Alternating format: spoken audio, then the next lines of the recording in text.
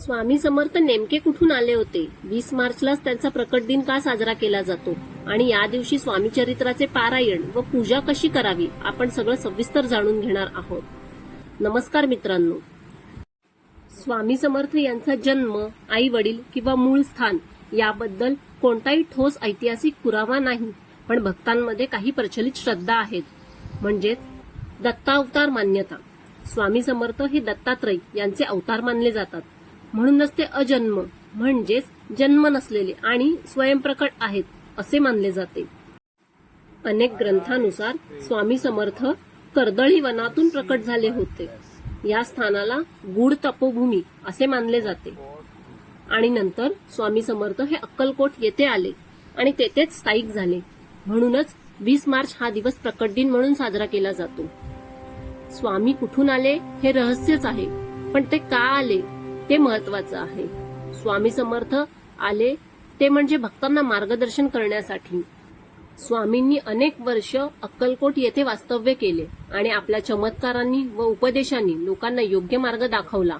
लोक म्हणतात की स्वामी कुठून आले, कधी आले हे कोणालाच ठाऊक जरी नसले तरी पण ते जेव्हा आले तेव्हा त्यांनी हजारो लोकांचे आयुष्य बदलले. स्वामी समर्थांचे चमत्कार आणि कार्य. स्वामी समर्थांनी अनेक भक्तांचे दुःख दूर केले, आजारी लोकांना बरे केले, गरिबांना मदत केली, अडचणीत असणाऱ्यांना योग्य मार्ग दाखवला. त्यांचा एकच संदेश होता, भिवू नकोस, मी तुझ्या पाठीशी आहे. स्वामी समर्थांच्या प्रकट दिनाच्या दिवशी पूजा कशी करावी? तर सोप्या पद्धतीने पूजा करायची झाली तर स्वामींचा फोटो किंवा मूर्ती स्वच्छ करावी, फुलं हार अर्पण करावी, दिवा अगरबत्ती लावावे, नैवेद्य म्हणून फळं, साखर, दूध अर्पण करावे आणि स्वामींची आरती म्हणावी आणि शेवटी भिवू नकोस, मी तुझ्या पाठीशी आहे हा मंत्र आठवावा. या दिवशी विशेष काय करावे ते म्हणजे स्वामींचे नामस्मरण, गरजूंना दान करावे, शांत मनाने ध्यान करावे आणि शक्य असल्यास अक्कलकोट येथे दर्शन करावे. अक्कलकोटला जाणे शक्य नसल्यास घराजवळील कोणत्याही स्वामींच्या मठात जाऊन दर्शन घेतले तरीही उत्तमच. अनेक लोक या दिवशी स्वामी चरित्र पारायण देखील करतात. स्वामी चरित्र पारायण कसे करावे?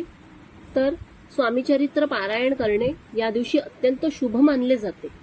पारायणाची पद्धत म्हणजे सकाळी लवकर उठून स्नान करून स्वच्छ वस्त्र धारण करावे, स्वामींचा फोटो किंवा मूर्ती समोर ठेवावी, दिवा अगरबत्ती लावावी. पूजा संपूर्ण झाली की एक संकल्प करावा, आज स्वामी प्रकट दिनानिमित्त मी श्रद्धेने पारायण करत आहे असा संकल्प करावा आणि त्यानंतर संपूर्ण ग्रंथ किंवा ठराविक अध्याय वाचावा.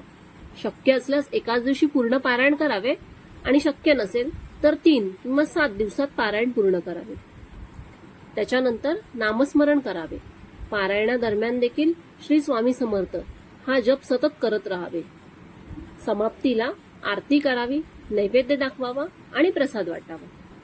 अशा प्रकारे स्वामी प्रकट दिनी श्री स्वामी समर्थ चरित्राचे पारायण केल्याने अनेक अत्यंत शुभ लाभ होत असतात. प्रकट दिनाचे खरे महत्व. हा दिवस फक्त उत्सव नाही, तो आध्यात्मिक जागृतीचा दिवस आहे. स्वामी सांगतात, श्रद्धा ठेवा, सबुरी ठेवा आणि चांगले कर्म करा. स्वामी समर्थ आजही आपल्या सोबत आहेत, फक्त आपल्याला त्यांच्यावर विश्वास ठेवायचा आहे. मनापासून फक्त एकदा म्हटलो की जय स्वामी समर्थ आणि बघा आपल्या आयुष्यात कसा बदल घडतो ते. जर तुम्हाला ही माहिती आवडली असेल तर व्हिडिओ लाईक करा आणि कमेंटमध्ये जय स्वामी समर्थ नक्की लिहा.